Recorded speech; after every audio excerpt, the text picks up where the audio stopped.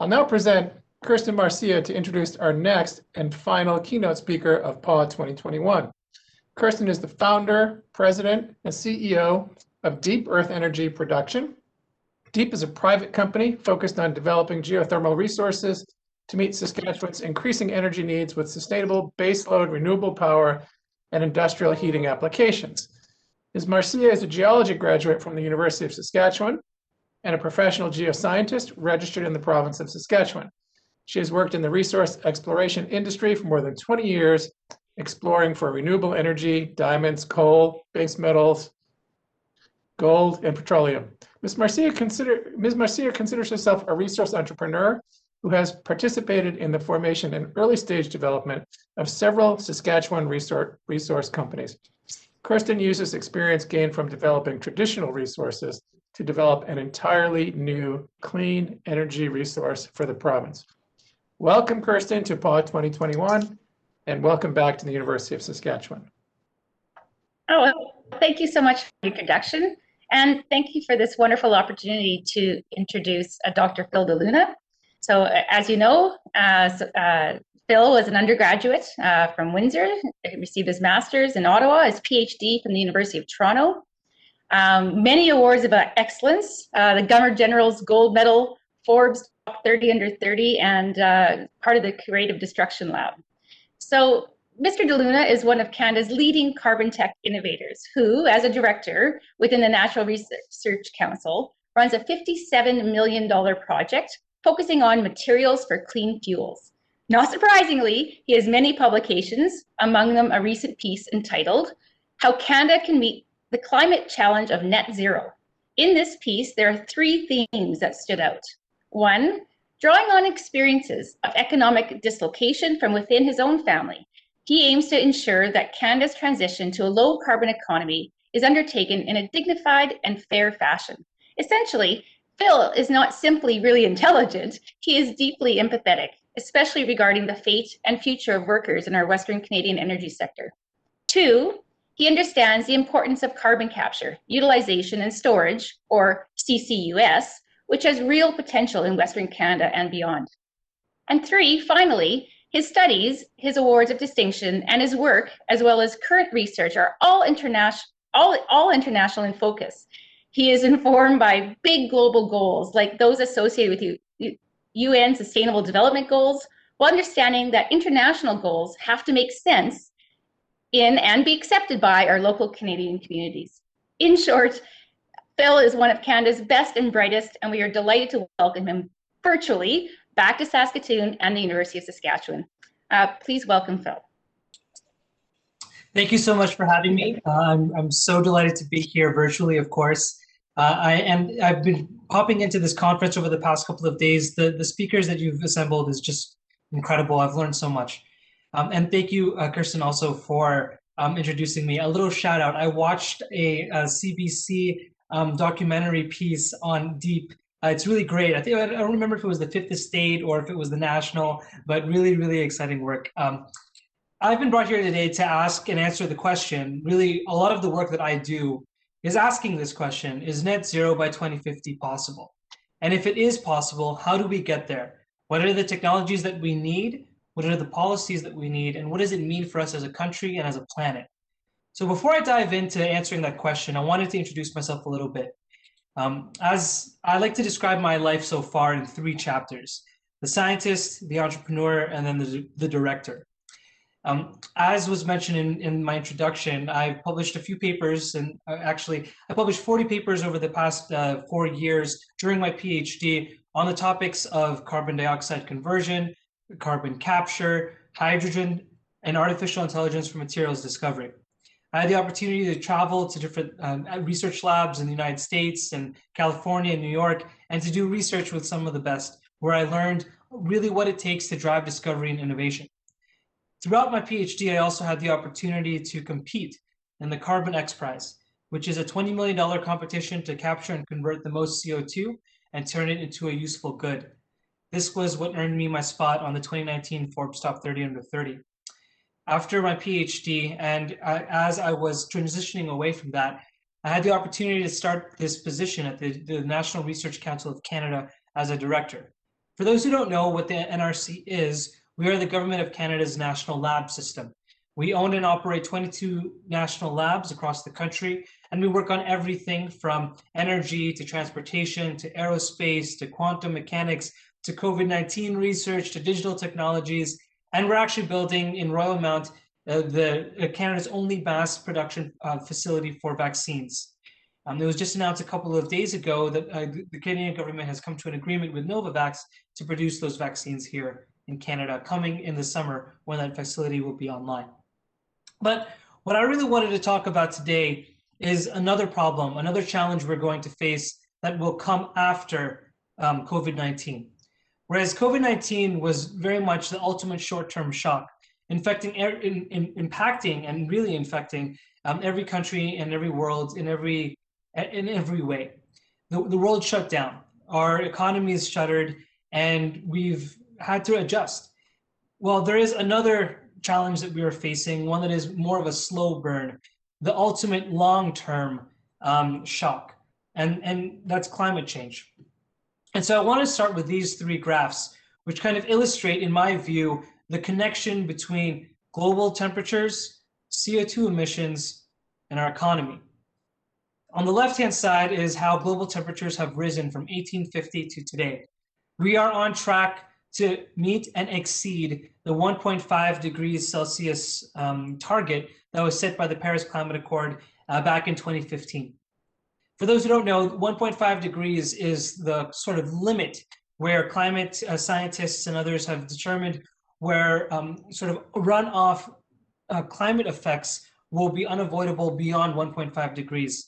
Things like drought, mass migration, world conflict, resource scarcity, not being able to water our crops. And one of the talks before this one was speaking on agriculture and the impacts that climate change will have on agriculture. These things will only set to worsen over time if we do not take drastic action. The middle graph is a graph of our CO2 emissions over time since 1850. We have emitted and are continuing to emit more than 35 gigatons, which is 35 billion tons of CO2 into the atmosphere every year. And the last is our gross domestic product as a nation per capita. You can see that the correlation between CO2 emissions and GDP growth are almost identical. And there are many reasons for this. We owe our quality of life today to fossil fuels. We owe industrialization, modernization, globalization to the ability for us to take energy from fossil fuels. However, this has resulted in an increase in global temperatures. And so what we need to do now, the greatest challenge I view, is decoupling CO2 emissions and gross domestic product, decoupling our economy from CO2 emissions. It's very difficult to think about how to do this, and I'll talk about systematically where do CO2 emissions come from and my 5-point plan to get to net zero by 2050. This is a breakdown of where all of our CO2 emissions come from with respect to sector or industry. Only about a third, a little more than a third, maybe 40% of CO2 emissions actually come from energy generation. So that's electricity generation, which is surprising. When you think of renewables, I'm sure what comes to mind immediately are solar cells and wind turbines. But this is just part of the problem. The rest of the CO2 emissions come from these other things, like industry, transportation, land use change, agriculture, and buildings. What does this mean? It means even if we were to get to 100% renewable electricity tomorrow, we still would have a long way to go to get to net zero. It means that electricity generation, renewable electricity generation, is not enough to decarbonize entire economies alone. So let's dive in a little bit deeper in where these emissions come from and how really deeply impacted this is in our lives. I actually like to start with a historical example. What you're seeing here is a picture of an island in the Pacific, and all of that white, well, that's bird droppings. At the turn of the last century, at the start of the 1900s, the thing that people were running out of wasn't energy and it wasn't fossil fuels. It was fertilizer. some of the only ways to get ammonia, which went into fertilizer, was to actually get it from guano or bird droppings. In fact, wars were fought over ammonia, over these islands in the Pacific that had bird droppings. Wars were fought because not only were they used for fertilizer, but they were also used for explosives.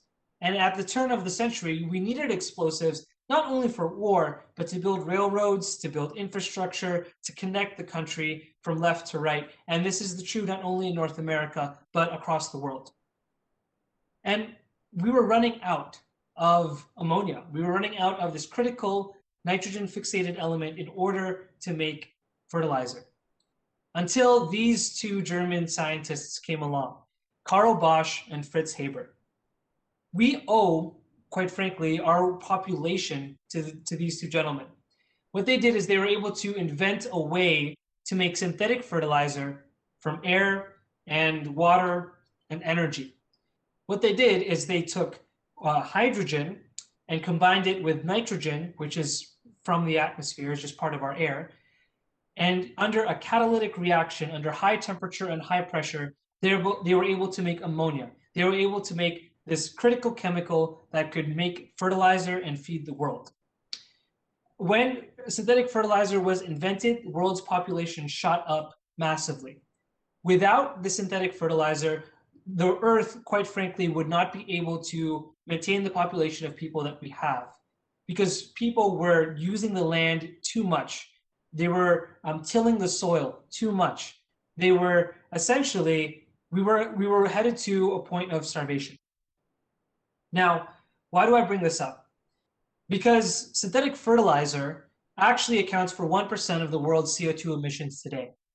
In order to make synthetic fertilizer, which is a very high temperature, high pressure process, we actually have to do processes that emit CO2. We either make hydrogen from natural gas, called steam methane reforming, which in and of itself releases CO2. And then we need heat, massive amounts of heat and pressure to convert that hydrogen and nitrogen into fertilizer. And that requires energy, which again requires, in many parts of the world, the cheapest way still is burning fossil fuels, especially if we want to run a chemical reactor, which can't necessarily work off of intermittency issues, what you see with renewables. So quite frankly, we would be starving if it wasn't for this process. And even this process, which feeds us, emits carbon dioxide. And that's just a first historical example. So the question I ask now is, can we really decarbonize our economy? And what does that mean for each of the sectors that we see? Well, the first step, my 5-point plan, is protect what we have. And this is all about nature conservancy, making sure that the wetlands that we have, the forests that we have are protected as much as possible, so that they're not either, if they are used for resources in pulp and paper and wood, that trees are planted in their stead. That if mining operations or resource extractive operations are being done, that after those operations are done, the land is reclaimed and that the land goes back to the way it was found. You'll remember a couple of years ago, or what may seem like forever now, the Amazon rainforest was on fire.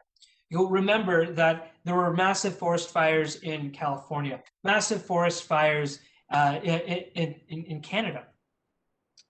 Not only is it bad from the perspective of we are losing these trees, these carbon sinks, but when forest fires occur, what ends up happening is the CO2 embedded in those trees releases into the atmosphere.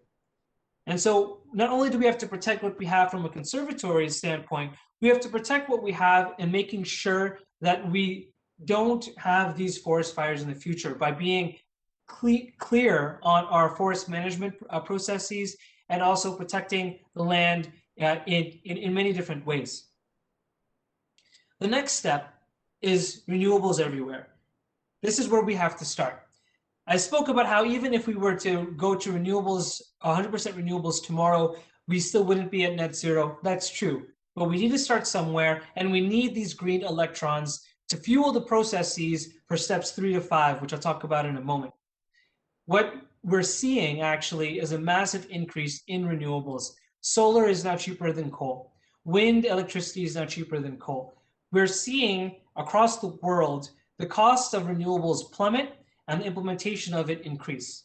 This is, from a research and technology perspective, almost a solved problem. We don't need to necessarily, there are still, of course, research to be done and new materials to be made, but what we really need is policy, political will, and investment to scale these renewables. The second thing that we need to do is electrify everything we possibly can using those green renewable electrons. We're starting to see this happen in, for example, electric vehicles. Building out the electric vehicle infrastructure, building out and promoting the use of electric vehicles in North America, like they have done already, for example, in Norway. Norway actually, just last year, I believe, sold more electric vehicles than gas-powered vehicles.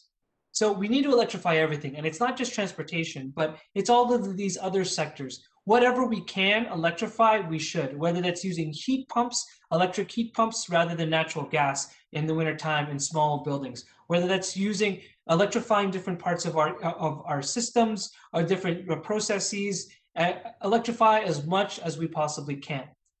This won't be cheap, but it will be necessary. But there, of course, are lots of things which we cannot electrify. Steel production, cement production, oil and gas extraction, mining. A lot of these processes, a lot of these things that we need, for example, to build buildings and our lived environments and build the cities that we need to support the population growth that we're having, the very act of making cement releases CO2. It's not something where we just change the energy source to electricity and we don't have to worry about it. It's actual a chemical process where making cement releases CO2. Same thing for steel. And that this is very much true in their blast furnaces, for example. And so in this step, what we need to do is fundamentally think about new technologies to change the way we do these processes. Many of these sectors, many of these industrial sectors have been the way they are for decades. Technologies were invented, they've been improved incrementally. Maybe they were modernized with some digitization. Maybe they were modernized here and there. But what we really need to do now is solve not just for cost, but also carbon emissions. We have to develop new technologies that will actually change the way that we make these products. As an example, there's a company, a Canadian company called Carbon Cure. What they do is they inject CO2 into cement. The CO2 will solidify into a carbonate in that cement, hardening, strengthening that cement. Of course, you can only use a certain amount, about 10 or 20%. But at that point, what you're doing is actually embedding carbon emissions into cement, reducing the overall emissions of that cement. There are electric arc furnaces for steel. There are other chemical processes that we can look at, green chemical processes that don't necessarily emit CO2. These are the things that we need to be understanding. The issue is, and I'll talk about this in a moment, the technologies that we need to tackle these hard-to-abate sectors, the majority of them have yet to be developed. And then finally, even if we do all these things, even if we move to renewables, if we electrify everything, and we tackle hard-to-abate sectors, studies have shown that there's already enough CO2 in the atmosphere that we may already be over our carbon budget. Similar to how COVID-19 deaths are a lagging indicator of infections, global warming is a lagging indicator of CO2 emissions. The warming that we feel today is due to emissions that have been caused many, many years ago. And as time goes on, if we don't reduce our emissions now, these effects will compound and compound like interest. And so what we have to do is capture carbon from the atmosphere. Whether that's direct air capture, companies like Carbon Engineering out in British Columbia are doing this, where they actually have large, massive fans that suck CO2 out of the air, or whether that's taking CO2 capture directly from a flue stack of a power plant, or whether that's nature-based solutions like no-till farming, where the soil will actually act as a carbon sink, or whether that's ocean-based solutions, where people are looking at ways to actually capture carbon by changing the alkalinity of oceans. This is a massive, massive area, and it's just getting started. But one thing is for certain, we need to capture CO2 from the atmosphere. We got into this mess by taking fossil fuels out of the ground, recovering their energy, and spilling the CO2 into the air. It only makes sense to get out of this mess that we need to take some of that CO2 out of the air and either stick it back underground or use it to make the fuels and chemicals that we need. There was this study that was done just last year. It's called Energy Technologies Perspective by the International Energy Agency, the IEA. What they did is they looked at over 800 technology pathways for humanity to get to net zero by 2050. What you're seeing on this screen is a wedge chart. What each of these colors represents, the volume underneath each of these colors represents the different pathways and the amounts of CO2 that they will be able to reduce.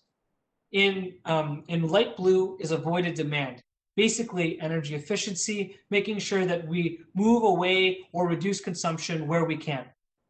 In the dark blue is hydrogen. This is a clean burning fuel that will allow us to tackle heavy transportation, flight perhaps, and trucking and shipping. These are where hard to abate sectors need that push. Light green is bioenergy, harnessing the power of nature and then recovering energy from different bio routes. In dark green is other renewables, such as solar and wind. You can see this takes up a big portion. As I said before, in yellow is electrification. We have to electrify as much as we can. In red, it's technology performance, being as efficient as possible, trying to drive down and improve the performance and efficiencies of the technology that we have. And then finally, purple is carbon capture, utilization, and storage. The IEA has shown that in order for us to actually get to net zero, we must capture CO2 from the atmosphere. This is a must-have, not a nice-to-have. We won't get to our net zero by 2050 without it. So of course, we need the transformative technologies. And unfortunately, what that IEA report also showed was that the technologies to get to these points have not yet been developed. About 50% of the technologies have not yet been developed. Almost half the emission reductions needed for 2050 rely on technologies that are either at the prototype, the demonstration, or the pilot scale, that are not yet commercial. They also did another study and they looked at indicators. What would you need to do? What is the massive amount of infrastructure that you would need to build in order to reach net zero?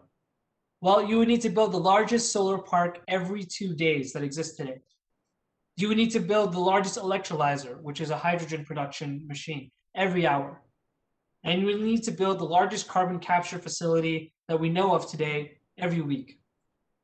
So this is a massive, massive undertaking, and it's going to take a lot of work. Not only will it take a lot of work, but we also have to speed up the time and process it takes from discovery to impact. What you're seeing here is a life cycle of something we may all know, the Tesla. And really what it shows is the story of discovery to impact of, let's say, electric vehicles or batteries. It all starts in the laboratory. It all starts with a discovery. Lithium-ion batteries were discovered many decades ago, but it took many years for that to turn into prototypes. And for every dollar that you spend in the laboratory, you have to spend $10 at the prototype scale. You have to spend $100 or $1,000 in the demonstration type scale, and so on and so forth as you go.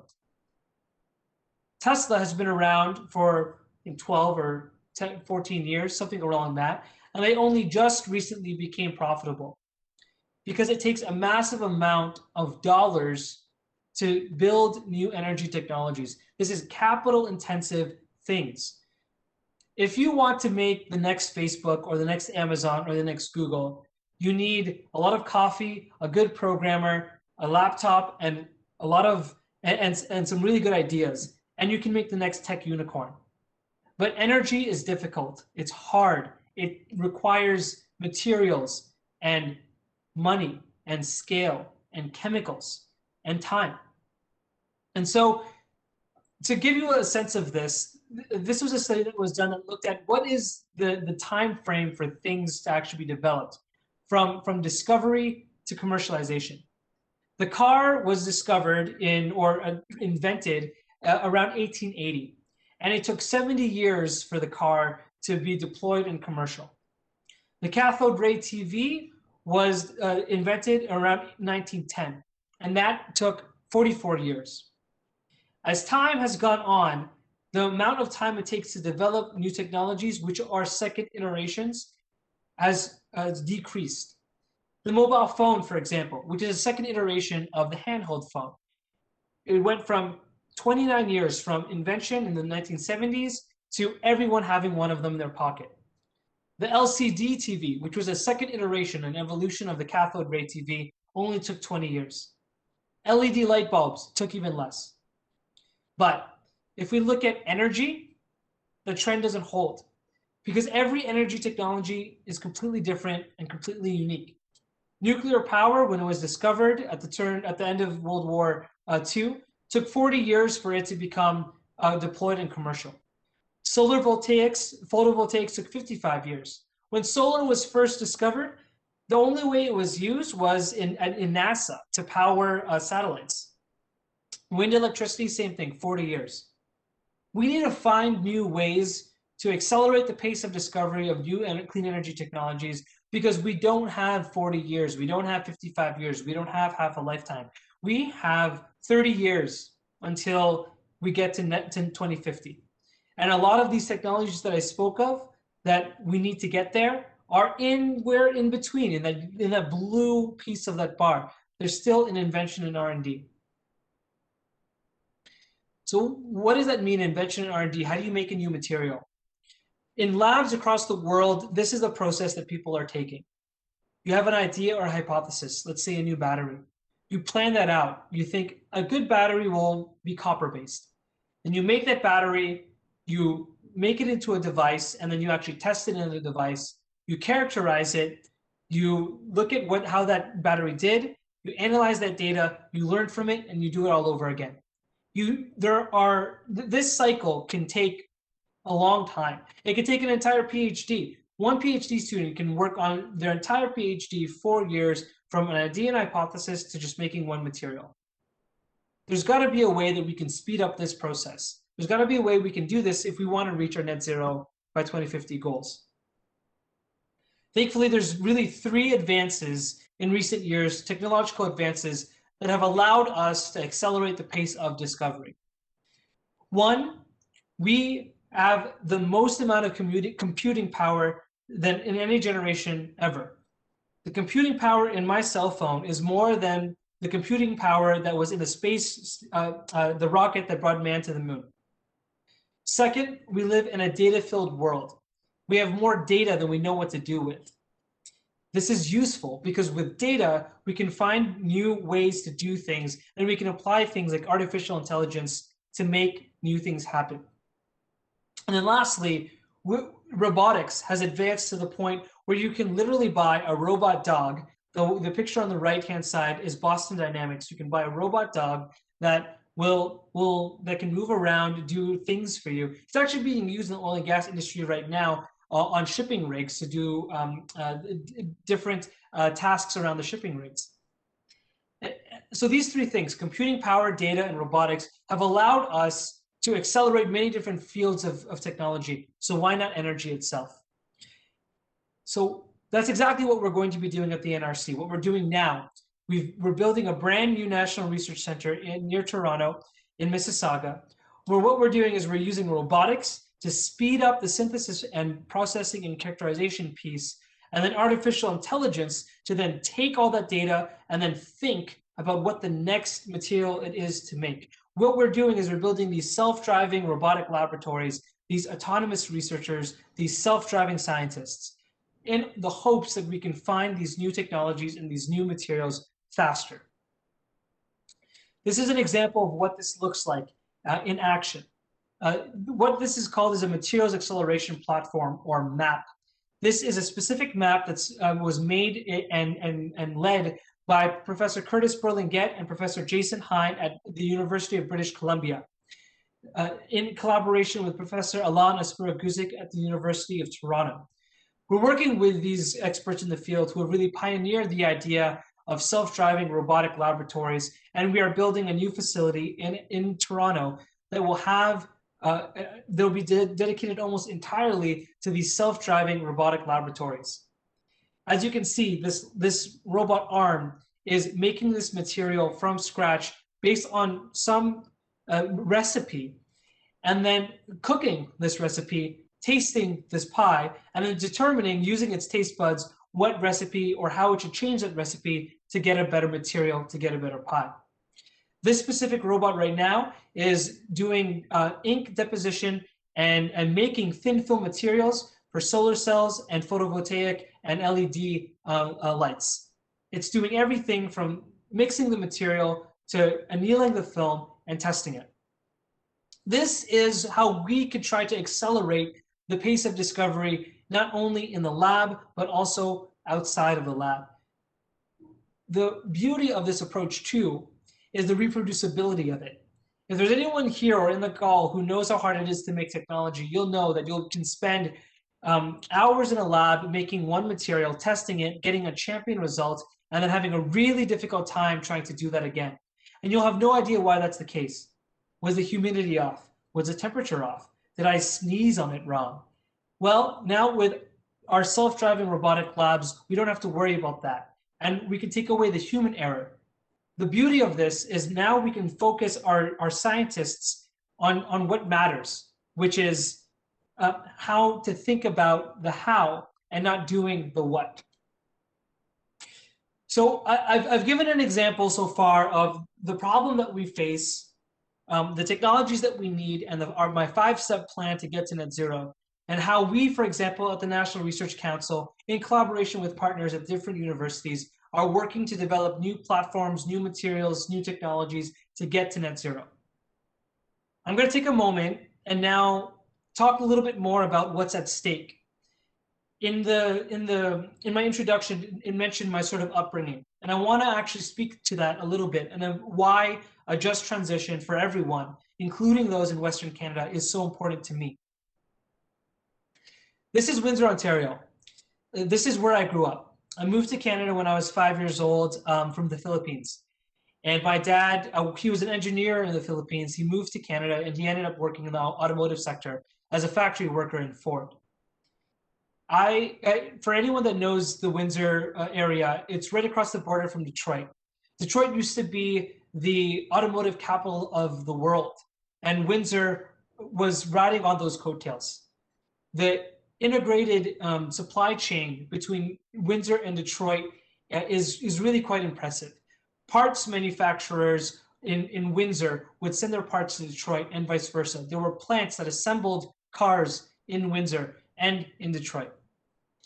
I've seen firsthand what happens when an entire community is dependent on one industry and what happens when that industry fades away. Due to globalization, due to modernization, due to automation, due to many different factors, and of course, the recession that happened in 2008, a lot of these plants and facilities, these what everyone thought was going to be around forever and be economic juggernauts for all time, a lot of these things started to close down. My dad was laid off in 2009 when unemployment rate reached 15.7%. It's recovered slightly over time, and you'll see in May 2020 that big spike, that's COVID-19. There's another transition coming, and this graph is of Calgary, Alberta. It's interesting, don't you think, that what you're seeing are cycles. That cycle of unemployment follows the cycle of oil and gas prices, the boom and bust that oil and gas workers live by. One thing is for certain, though, we are moving away from oil and gas. That is true. The world is moving away. What's interesting to note about this unemployment rate, these booms, these cycles, sure, they get worse and then they bounce back, but they never fully recover to how they were before. This increasing trend, this trend where increased unemployment is affecting our Western cities, is something I am really worried about because I know exactly what it feels like. So when I look at an automotive worker in Southern Ontario, then I see an oil and gas worker in the Western Canada today. I see my dad in these oil and gas workers who just want dignified work to provide for themselves and their families. It's only natural for forces outside their control. And if someone was coming after your job, that you'd fight back with everything that you have. But we need to think about how to transition this workforce, transition these peoples to a better, brighter future. And I truly believe that if we focus on the emissions, if we stop fighting each other, then we can really find a new way to become the world's clean energy exporter, the world's the opportunity for Canada to provide good paying jobs using these technologies, using this transition for decades to come. So is net zero by 2050 really possible? Yes, I'm ever the optimist. I absolutely think it is. It's going to take a lot of work. It's going to take mobilization that we've never seen since World War II, and that we're actually seeing right now through the pandemic. That same level of mobilization and international cooperation will be needed, and it's happening, and it will continue to happen. There are 3 examples of why I think the decline of oil and gas is inevitable. The first deals with finance. On the left-hand side is Larry Fink. He's BlackRock's CEO. BlackRock is the world's largest asset manager. They have trillions of dollars in assets under management, and they've announced recently that they're moving their investment focus to sustainability, to environmental good. There's an interview that he had in January of 2020 where he and many since then letters to investors that signal that the climate crisis will reshape finance. It's the one thing that people in the finance sector hate is uncertainty. And the one thing that climate change is bringing is uncertainty. How do insurers look at insuring assets that are amortized over 20 years when we don't know if that asset will still be there because there will be a flood? How do pension funds invest in technologies or oil and gas companies when they see the writing on the wall that regulation and policy will eventually lead these down the line?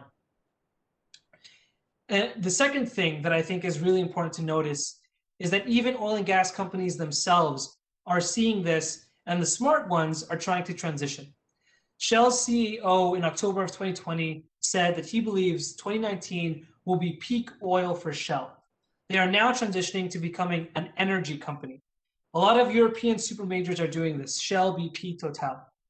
They are looking at the new technologies, they're looking at new ways to become something different, to serve energy, to decouple our GDP from our CO2 emissions. And I believe that the oil and gas companies that recognize this and are able to capitalize on it, be the first movers, will reap the rewards. And then finally, there's the youth. There's Greta, who just at the last World Economic Forum just a few weeks ago said, I'm not here to make deals. I don't belong to a political party. I don't work for anybody. I'm just here to remind you that climate change is happening, it's a problem, and you're not doing enough. In 2019, there were protests, mass protests in the summer of young people taking to the streets to protest for change in climate, to protest climate change and to protest more action from governments, from industry and companies. That momentum is not going anywhere. Every CEO that I've talked to has had their mind and heart changed by talking to their grandkids at the dining room table, not in some boardroom with a consultant, not with data or numbers, but with feeling and with emotion. And if there's one thing that I know, being a young person myself, this is one of the things that we care about more than anything else. So I'm gonna leave it there. I just want to say thank you so much for the opportunity. I'm grateful for the organizers of this conference for letting me speak with you today, and I'm happy to take any of your questions. Maybe I'll take this time to say for everyone who's out there listening, feel free to add me on LinkedIn and carry on this conversation. I'm happy to connect, answer any questions that you may have, or just chat. So I'm always available. I'll leave that. Okay, here's a question for you. Phil, government policies and industrial technologies come and go. How do you ensure relevance and continued government support over time? Yeah, that's a great question. Well, it's true that government policies and sort of incentives come and go. And that's why I think it's so important when we think about climate change that it's not just government policies that are in step or in line. But I've always said that you need three things to tackle climate change: technology, policy, and finance. And only when these three levers are pulled at the same time do you start to move the needle. Technology is the easiest piece. It either works or it doesn't, and given enough time, enough money, and enough people, you can probably make it work.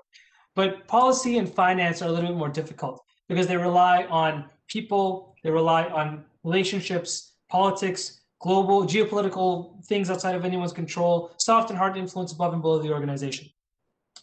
To ensure that the transition is happening, you only need to look at each of these different levers. And are they moving? Are they moving in concert? And even if one of these levers gets held up, are the other two moving? And so the example that I gave of BlackRock and of the finance sector, of the TCFD, which is the Task Force on Climate Disclosure, of of all these different boards who are starting to incorporate environmental and social governance characteristics into their board mandates, the culture is shifting.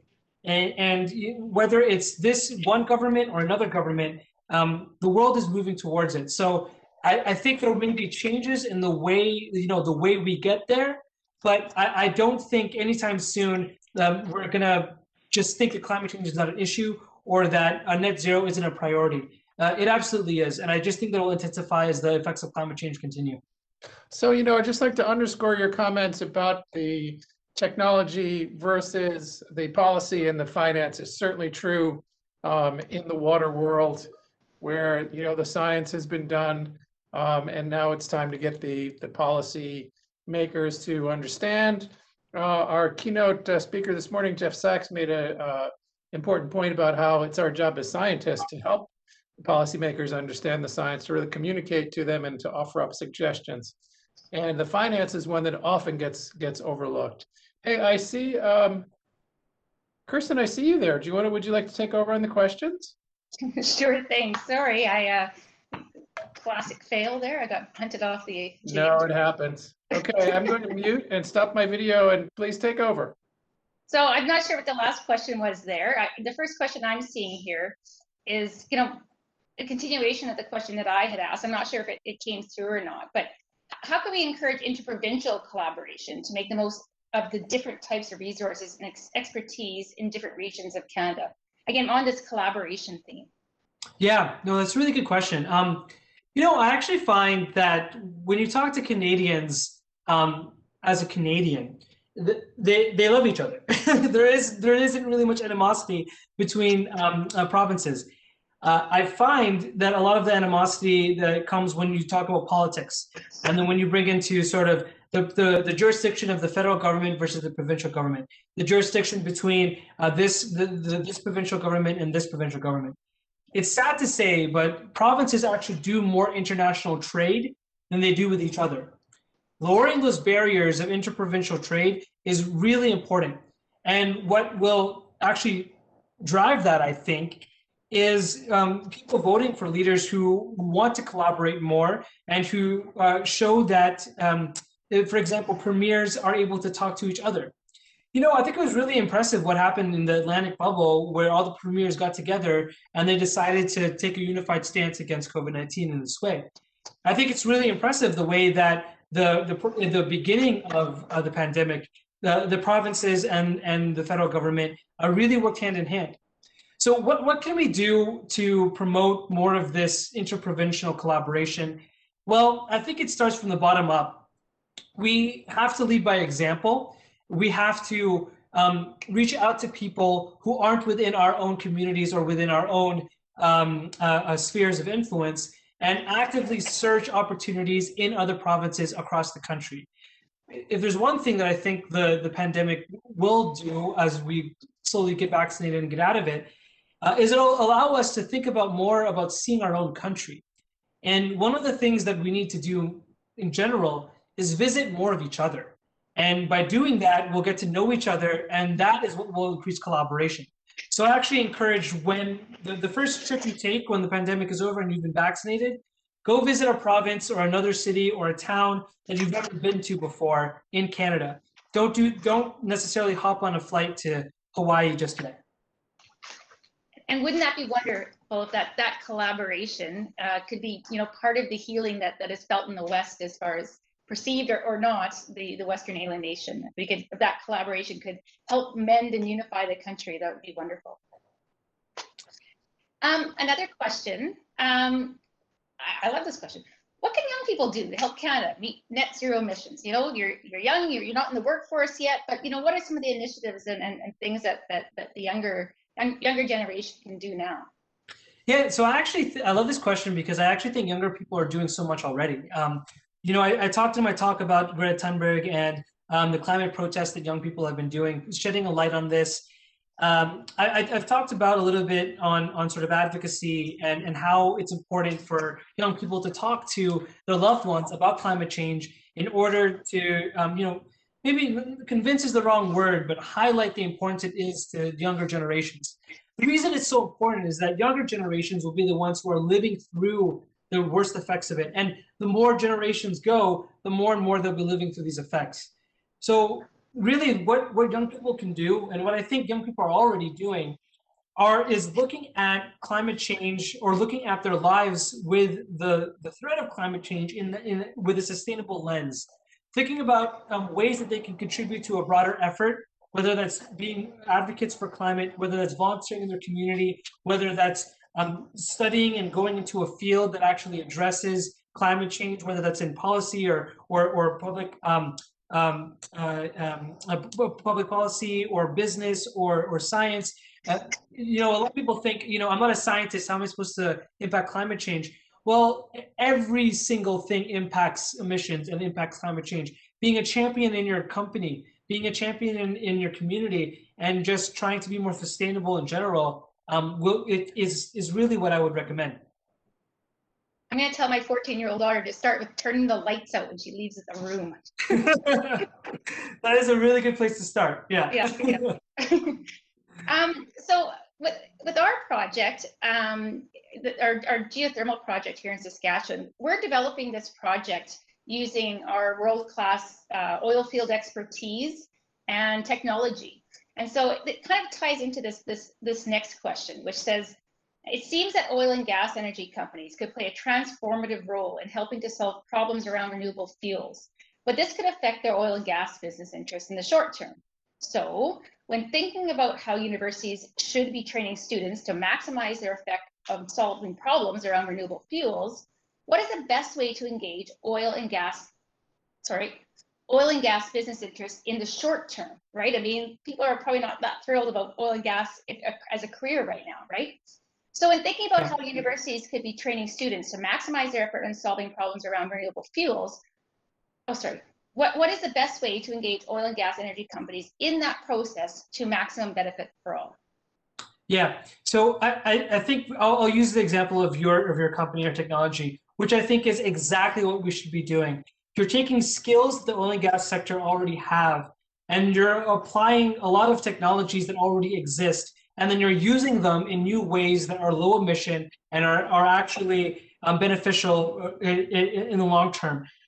These kinds of innovations are exactly what needs to happen across the board in the oil and gas industry in general. One of the biggest things in oil and gas is, the fact of the matter is, over the next, even up to 2050, we will need oil and gas. We will. It's a fact of, that's not going anywhere. It's going to decrease, but in terms of the rate of renewable deployment, in terms of intermittency, in terms of flight travel, and all of these other sectors, we will still need some pieces of oil and gas. Every piece of plastic that you touch, at one point, the carbon and the hydrogen from that plastic came from underground, from oil and gas. So we still need this for materials and all these things.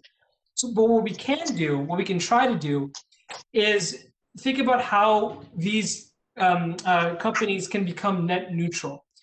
And the only way I can see this happening is if they invest heavily in carbon capture, utilization, and storage. If every single oil and gas company says, okay, we need these products for something, but what we need to do is make sure the emissions don't get into the atmosphere or capture the emissions and then store them underground.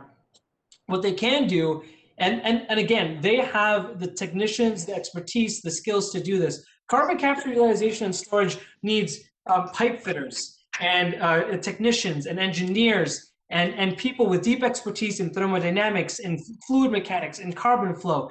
These are the exact same people who work in today's oil and gas industry. So my challenge to the oil and gas industry would be, how do you remove emissions from your operations and from the atmosphere? And how do you diversify your portfolio so that you actually end up becoming an energy provider, not just an oil and gas provider? That's what I would say. Yeah, absolutely. I couldn't agree more. This question has come twice. I'm going to kind of blend two different questions together here, but it's twice. It's a tough question. So what do you think the role of equity, diversity, and inclusion is in meeting these global climate changes and challenges? You know, I love this question too, because I live it, right? I mean, I'm a visible minority, I'm Filipino, I'm a first-generation Canadian, I'm an immigrant. I truly believe that nowhere else in the world could I have had the life I had except for Canada, not even America. I truly believe that. You hear all the time that the American dream is alive and well in Canada. And I truly believe that too. So we have to think about equity, diversity, and inclusion. Not just from like a human and emotional aspect, which absolutely we need to do, but we have to think about the facts. Canada's birth rate is below repopulation, which means we're not making enough kids to maintain the population that we have.